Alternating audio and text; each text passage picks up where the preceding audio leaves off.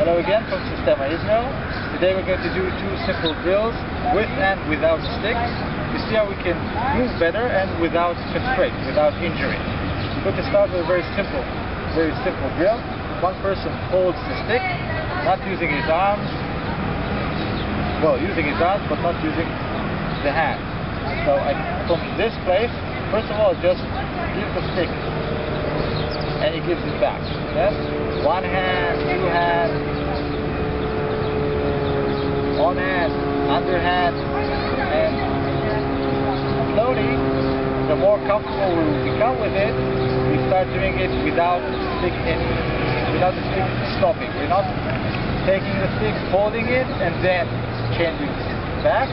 It's a continuous movement. So something comes, I give it back. He needs to keep moving with the movement that is coming his way. It has to be free.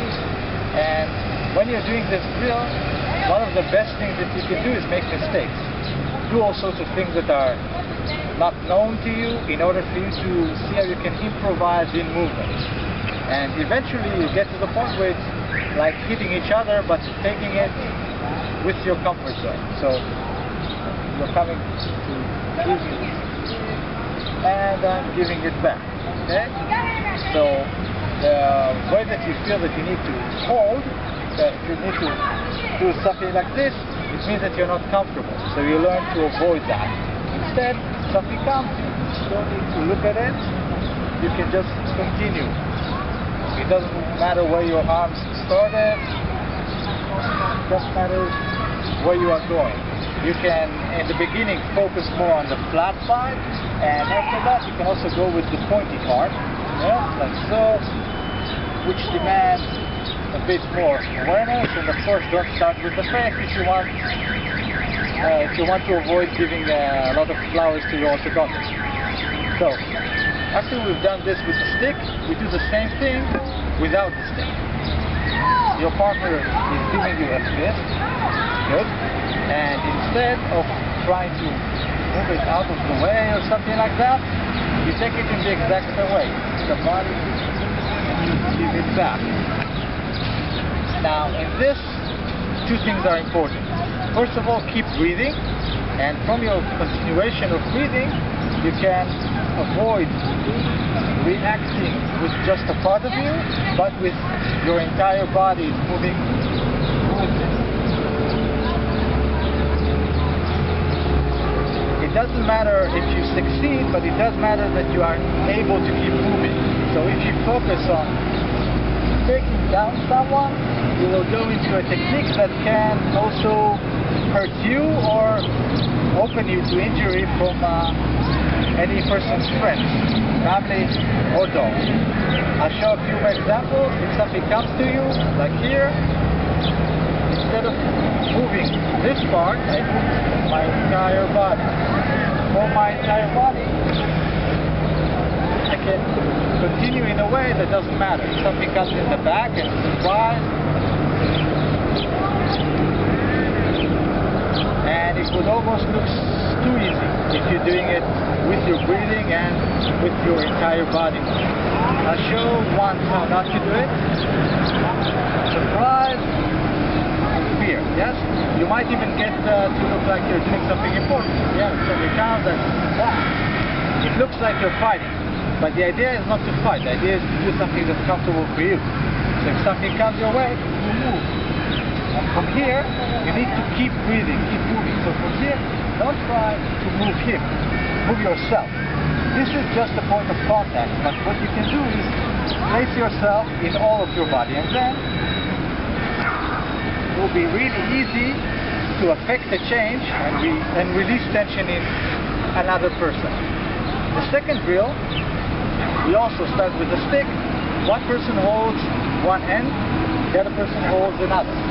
Now I don't allow the stick to rotate in my hand. I hold it firmly, and your partner helps you relax and pay attention by moving the stick in different ways. The same way here is actually like the previous drill. If I allow myself to become uncomfortable, and then I try to find a way out of it, I may, I may look like Neo in the Matrix, but I'm not really helping myself in any way. I try to avoid becoming uncomfortable in any way.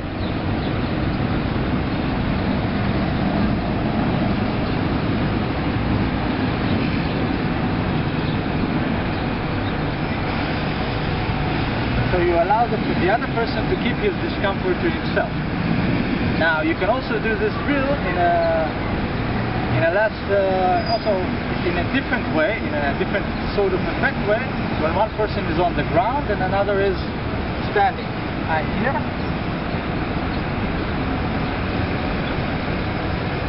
You can learn to move a lot less,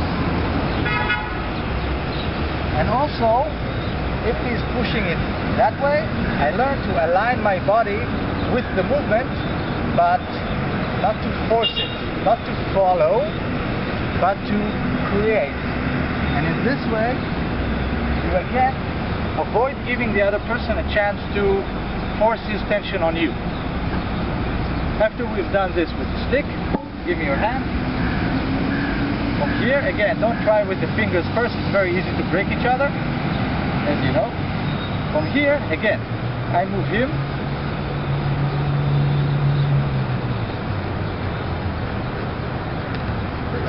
And I give him a chance to find a way. Otherwise, I'm not helping him learn. And slowly, as his comfort and awareness grow, he will be able to take higher amounts and greater work into it. Now, if you are moving another and you are tense, it means that you're not doing it well. Here, if you tense up and I try to move you, I become tense and a stab would work wonders in my flesh. Instead, from here, I don't move this. I move from the breathing, I move my body. So from here, if he's tense, he's tense in one direction.